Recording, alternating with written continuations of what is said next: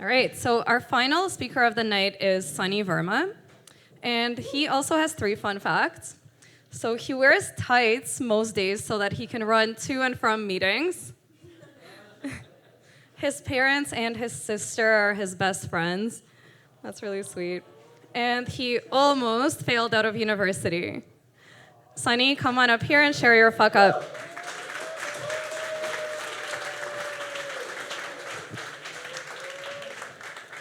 Thanks, Marsha. Nice intro. So it took me a while to think about what fuck up I want to talk about today, because I have a lot. And I want to start off telling you a little bit about what I do. So I get to work with kids, right? And when I work with kids, I always do this crazy icebreaker with them. I ask them 2 questions. The first question that I ask them is, what do you want to be when you're older, right? We've all been asked this question, right? It's the most basic question, so I get the most basic answers. I want to be a doctor, lawyer, engineer, nurse, cop. The same shit I said when I was growing up, the same shit you probably said when you were growing up, and for some reason, generationally, this shit never changes, right? Now, I take the kid and I ask them the second question. I say, in my hand lies a magic pill. If you swallow this magic pill, you could become great at anything. What would you become great at? Now their eyes widen, their ears perk up, there's excitement, a little bit of hesitation in their voice, like, I'd be an astronaut, I'd cure cancer, I'd change the world, fuck, I'd do anything. Actually, don't say fuck, but you get the point. So there's a really interesting thing here. Yes, I hear their ambitions. Yes, I hear a lot of cool things, right? But there's an underlying theme of sadness. I asked the exact same kid pretty much the exact same question. I said, what do you want to be when you're older? And if you could be great at anything, what would you be? Yet the answers were distinctly different. Why? Why do we suppress our hopes, our dreams, and ambitions at a young age, even at an old age? I thought I was never suppressing my hopes, dreams, and ambitions. I genuinely thought that until a year ago. So let me take you on a journey. Let me take you on the journey of my fuck up, right? So last February, life was fucking good. Life was actually great. I was with my co-founder. We were celebrating being in business for 9 years. We took a 2-man organization. We scaled across the world. We employed about 20,000 people at the time. And it was fucking awesome. And honestly, it was awesome not just because of the scale. It was awesome more so because of what we were doing. We were helping kids become limitless. We were teaching kids that they can achieve anything and everything that they were going to put their mind to. So for a bit, I was like, fuck, man, I'm dope as fuck. This is amazing. But in reality, that was a false sense of love. That was a false sense of love. And it hit me because around that time, one day I woke up and I felt a little bit off. The next day I woke up, I felt even worse. And day after day, this thing progressed and progressed. So I did what anybody would do, right? I went to the doctor. And what I learned is that the doctor tells you 2 things. They give you a diagnosis, right? Which is essentially what's wrong with you. And then they give you a prognosis, which is essentially what's your likelihood of feeling better? What's your likelihood of survival? What's the likelihood of you actually surviving? And unfortunately, in my case, my prognosis wasn't very good. If anything, I felt like I got a death sentence. So I went home, and I thought about it. Thinking went to dwelling. Dwelling went to feeling like complete shit. Feeling like complete shit went to depression, and I learned that depression isn't being depressed. Depression is hopelessness. And then from feeling hopeless, you become numb. From feeling numb, you lose connection with the world. You lose connection with your work. My work really suffocated because I didn't show up. And I didn't just show up. This didn't last for days. This went from weeks to then months. Like I was lost. And everything in my life started to shatter. And I felt, honestly, let me be fucking honest with you. The weirdest part about this is that my identity was what was at stake. That's what I was really scared about, because I was a guy that met with kids and told them, irrespective of their circumstances, they can achieve anything, yet I've been dealt a hand of fucking circumstances that I didn't actually think I was going to be able to get out of. And every so often, my parents and my sister would come over, and we'd hang out, right? We'd chill. And although I wasn't saying much, they always tried to pep me up. And one night, my sister's like, hey, can we go for a walk? I was like, sure. Let me set the scene for you, because this is when everything fucking changed for me. So we go for a walk, right? We take a stroll downtown Toronto. The night's dark, but there's actually some stars in the sky. I'll never forget. There's a brisk air, right? It was really beautiful. And I passed by this homeless person. So when I pass, I take these coins in my pocket, drop it in their hat, and continue walk. And I look at my sister, and I was like, things could be worse. At least I'm not homeless. Then she looked back at me, and she's like, yeah, that's true, but could things be better? Lightbulb moment. It's interesting. Every time we have a fuck up in our life, every time shit hits the fan, every time you're going to ever go through adversity, we're taught to think, could things be worse? Of course, things can always be worse. But if you reverse the question and you reverse your thinking and you start to say, could things be better? That's where hope lies. And that's what I needed. Right? If we keep asking, could things be worse? We feed our doubt. If you can ask, can things be better? You actually feed your hope, which is fucking amazing. And let me tell you the power of hope, right? Because before this, I didn't have it. So I went to the doctors.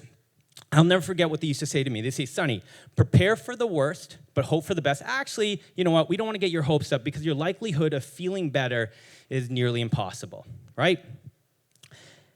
After this moment, I realized all that fucking shit that they said was complete bullshit, right? If somebody tells you to prepare for the worst and hope for the best, they're lying.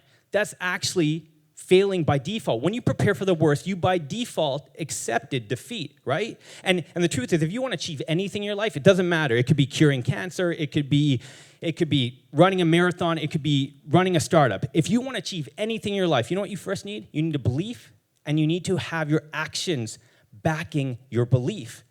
So you should be preparing for the best and hoping for the best, right? And this whole concept about hopes, this one's really interesting because we protect ourselves. We are constantly protecting ourselves to say, I don't want to get my hopes up, right? People tell it to us, we buy it, we say it to others. But the truth is, if you don't want to get your hopes up, what direction do you want your hopes to go? Down? There's only two directions that your hopes can go. What direction are you pushing your hopes, right? And then if you take it even further, right? Anytime you want to do anything in your life, anything fucking amazing, like great shit in your life, that could be running a startup, that could be curing cancer, that could be fucking anything, you're always going to be told that it's nearly impossible. The next time somebody tells you something's nearly impossible, you tell them, I'm going to focus on the nearly, and you can focus on the impossible. Because guess what? In the sliver, and I mean the sliver of nearly, is where the magic of fucking life happens. It's where hope lives. It's where everything becomes extremely, extremely possible. And so that's what I had to do. I was like, fuck, I gotta live in the nearly. I gotta get my hopes up. And you know what you really need you know what you really, really, really need when you're in the nearly? When you're desperate for hope? You need love. Self-love. Let me explain this to you guys for a second, okay? So last year, when I was feeling better, I got to go to my friend's wedding. Me and my friend actually were all over here. We went to one of our friends' weddings in Thailand, and it was amazing. But one of the coolest things at a wedding, right? One of the coolest things at a wedding is that you'll have the groom or bride, whatever it is, and you'll have them essentially a couple standing side by side, and a beautiful, beautiful thing can actually happen here, right? They tell each other their vows, right? And in their vows, they'll say, I'm going to accept you from good and bad, thick and thin, richness and poor, sickness and health. They give each other these beautiful, beautiful vows, right? And I'm like, holy shit, this is such a cool commitment. And then they wrap up their commitment. You know how they wrap up their commitment? They say, till death do you part. Now, my friends that were getting married aren't here, so I'm going to say this. It's not death till you part, because let's be serious. A lot of people get divorces these days, right? 50% of people plus get divorces, right? So you don't have to be with this person for the rest of your life. That's the honest truth. But do you know who you have to be with for the rest of your life? Do you know who you can't divorce? Yourself, exactly, right? So when was the last time, actually fuck that. When was the first time you've given yourself vows? When was the first time that you've given yourself the commitment that you're going to accept yourself through thick and thin, through good and bad, in my case, in sickness and health, through rich and poor, through heartache and heartbreak? When was the last time you've given yourself vows? That is the power of love, right? And people say, man, like, that's crazy, you're right.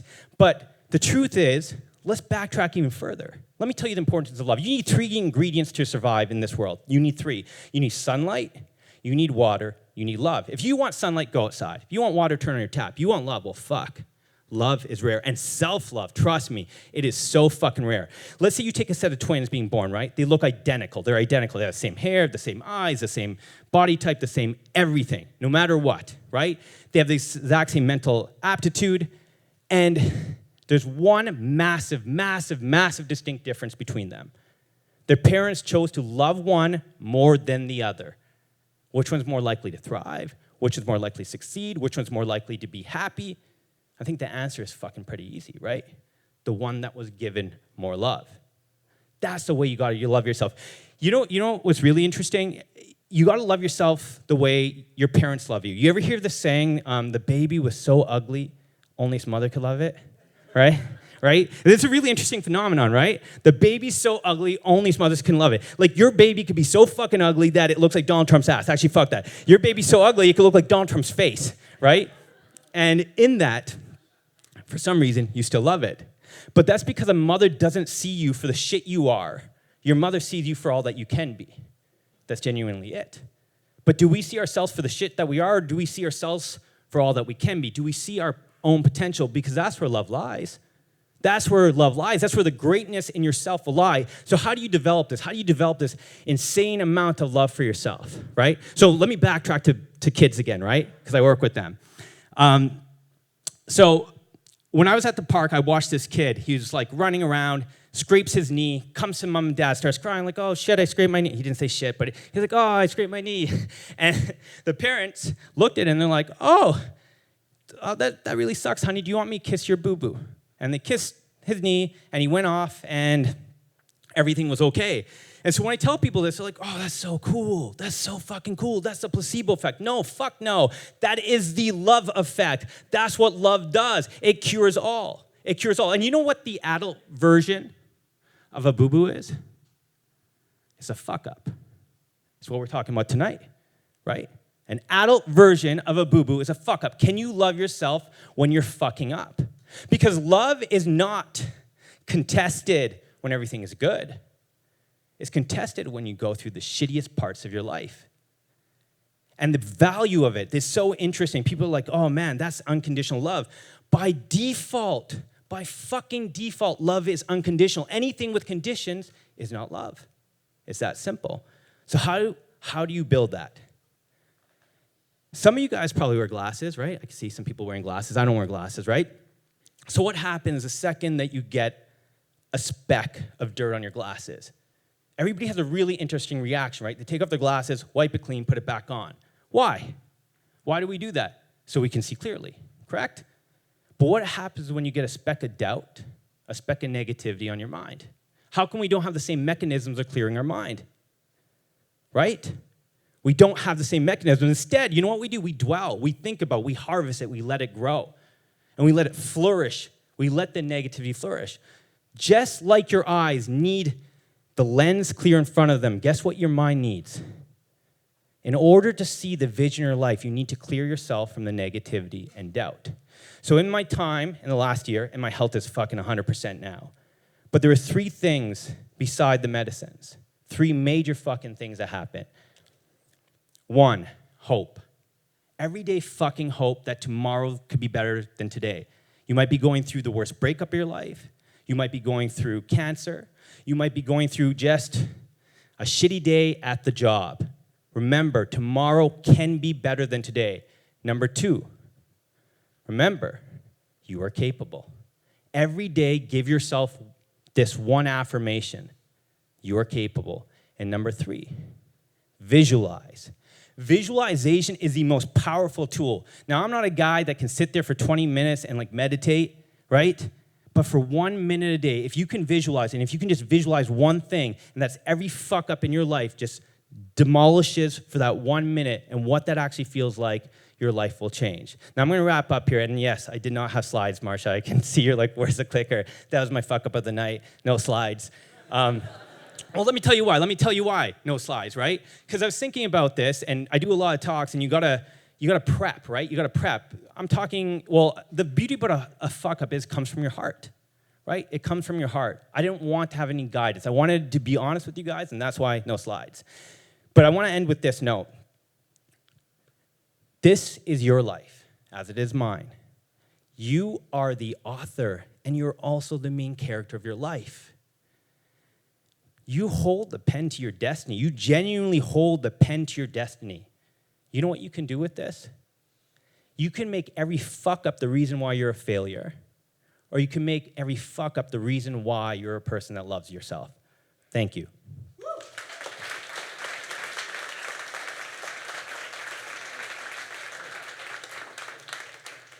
Thank you, Sunny. That was a very different story, but I think there's a lot of value in it. So I do need that clicker back from you, and we're gonna flip through your slides to get to your Q&A slide. Like a picture book. So you did make slides, but I went on Google and picked up some slides, and I was just like, these kind of look good.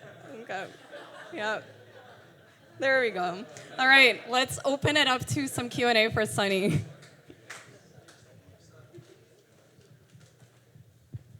Sunny, what's up, man?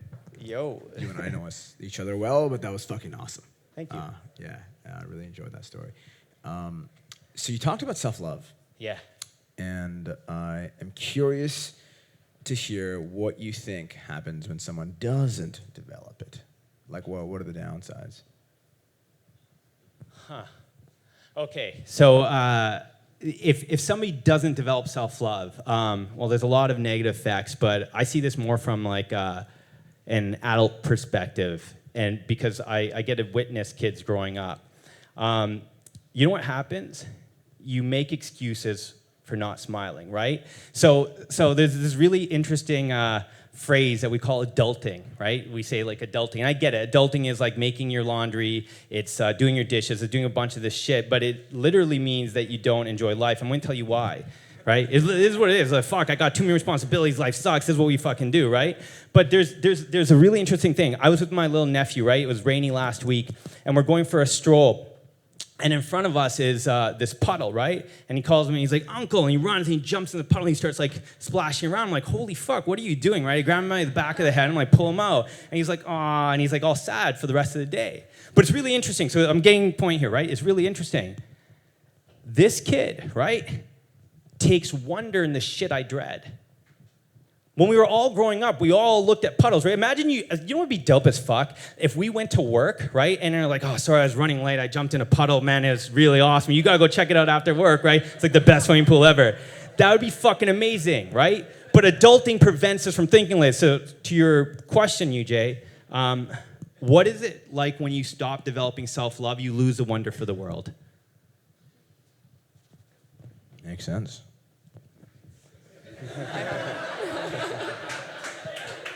So I have one here, and I'm going to put you on the spot here since this is a business sort of focused event. I'd love to quickly hear about your biggest business fuck up. This was it. I actually, so I'm going to go here with this. It actually is it, because I think if you don't, I think any personal fuck up is a business fuck up. There's no way it won't affect it. In reverse, anytime you fuck up in business, it's going to fuck you up personally. There's a really interesting thing, right? We talk about like work-life balance or work and life being separate. Guess what? You don't have family life balance, you don't have food life balance, you don't have gym life balance, but for some fucking weird reason, we have work-life balance. It actually makes no sense to me. And if you actually think about it even further, right, to this point, is that we complain about bringing work home, we complain about bringing home the spreadsheets, we complain about answering our emails after hours, but for some reason, we can't bring home to work. We always have this massive insecurity to talk about the issues at work. We can't be authentic. And that's where biggest fuck-ups happen. And honestly, when somebody's like, hey, what was your biggest professional fuck-up? Well, the reality is, it doesn't make a fucking difference. Because we're the only fucking species in the world. We're the only earthlings, right? We're the only species in the world that actually live two lives. We have a professional life and a personal life, right? It's not like a lion wakes up one day and is like, oh, fuck, I gotta go polish my shoes so my boss doesn't judge me, right? Like, this is us. We're the only human beings. So how did it fuck up? Honestly, there's no difference between a personal and professional fuck up. Yeah. Great answer. Sunny, you're like one of my favorite entrepreneurs in all of Toronto. Thank you. Not just because of your results in the world, but just who you are. Mental health is a big topic for entrepreneurs. There's a lot of smoke and mirrors in this game called entrepreneurship. And I think a lot of people are starting to realize with events like Fuck Up, where you're making it cool that you mess up, but like love, yes. And That's love, everyone. But I wanted to know talk to us a bit about your bounce back game. So when you're an entrepreneur, you're driving down the highway, you're like, hey, and then shit happens. And your mind tends to go to like another route and you're like, that's not where we're headed. Talk to me about all those nights when it was tough as fuck, and how, what you said to your mind and what you did to bounce back up. Because a lot of people say my bounce back game is strong, and I'd love to know yours. Yeah. So we've all heard of this saying called blessing in disguise, right? I actually don't believe in blessings in disguise. I believe in blessings in surprise, right? I think anytime shit hits the fan, you have to think of it differently. Now, if you take a kid, let's just say, maybe it's a niece, nephew, somebody that you're related to, and you buy them a gift. Sometimes you want to fuck with their head a little bit, and you buy them like this amazing thing that's even better than anything that they could ever ask for, and you put in this box that's bigger than the gift itself, so they wouldn't guess what it is. So while they're opening up, they're like, oh shit, I don't want this, right? Well, they don't say shit again, but you know what I mean, right? They start opening up, and then they dig in, and they look, and they're like, holy fuck, this thing is amazing. What you got me is better than anything I could ever imagine. That's every single time we're faced with adversity, right? They say hindsight's 20/20. Foresight could be if we change our perception, right? The fact is that we constantly look at every single adversity that's currently in it that is permanent. It is not. So this opportunity was the first time in my life that I actually thought something was permanent and I didn't think I could change. But the truth is the power of the mind is so fucking amazing. That's great. Okay, we'll do one last question and then we'll move into our open mic.